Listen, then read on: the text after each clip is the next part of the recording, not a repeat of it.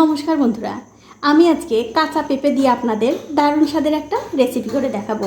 আশা করি এই রেসিপিটা দেখার পর আপনাদের ভালোই লাগবে। তো রেসিপিটা করার জন্য দেখতে পাচ্ছেন এখানে একটা কাঁচা পেঁপে কেটে ধুয়ে আমি পরিষ্কার করে নিয়েছি। এখন এই পেঁপেটা আমি একটা গ্রেটার দিয়ে গ্রেট করে নেব।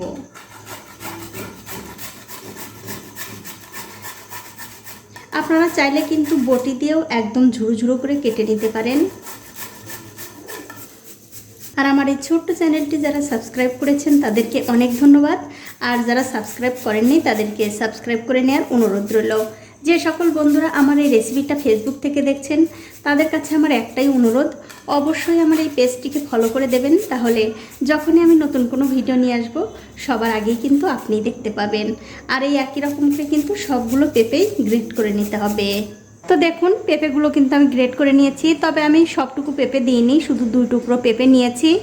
এখন দেখতে পাচ্ছেন একটা কড়াইতে আমি তেল দিয়েছি। তেলটা যখন ভালো করে গরম হয়ে যাবে তখন গ্যাসের ফ্লেমটা মিডিয়ামে দিয়ে এর মধ্যে কিছু বাদাম দিয়ে ভেজে নিতে হবে।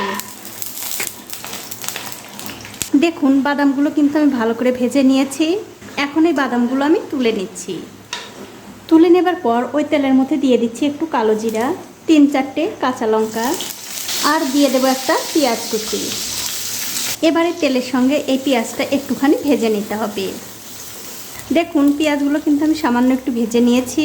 এখন এর মধ্যে দিয়ে দিচ্ছি স্বাদ মতো নুন আর একটু হলুদের গুঁড়ো। এবারে নুন আর হলুদের গুঁড়োটা এই পেঁয়াজের সঙ্গে ভালো করে মিশিয়ে দিয়ে এর মধ্যে দিয়ে দিতে হবে সেই পেঁপেগুলো। আর পেঁপের সঙ্গে আমি একটু গাজরও দিয়ে দিলাম, গাজরটাও কিন্তু আমি গ্রেট করে নিয়েছি। তারপর সব কিছু মিশিয়ে আবারও খুব ভালো করে ভেজে নিতে হবে। দেখুন একটা ঢাকা দিয়ে 3-4 মিনিট সময় ধরে এই পেঁপে কিন্তু আমি খুব ভালো করে ভেজে নিয়েছি। দেখতেই পাচ্ছেন পেঁপে কিন্তু অনেকটা ভাজা হয়ে গেছে। এখন আমি এর মধ্যে দিয়ে দিচ্ছি আগে থেকে ভেজে রাখা সেই বাদাম।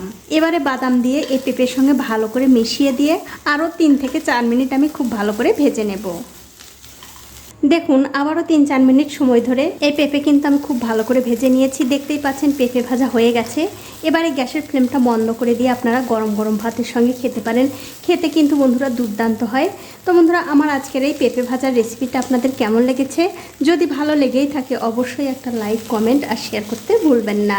আজ এই পর্যন্তই, দেখা হবে অন্য কোনো নতুন ভিডিও নিয়ে।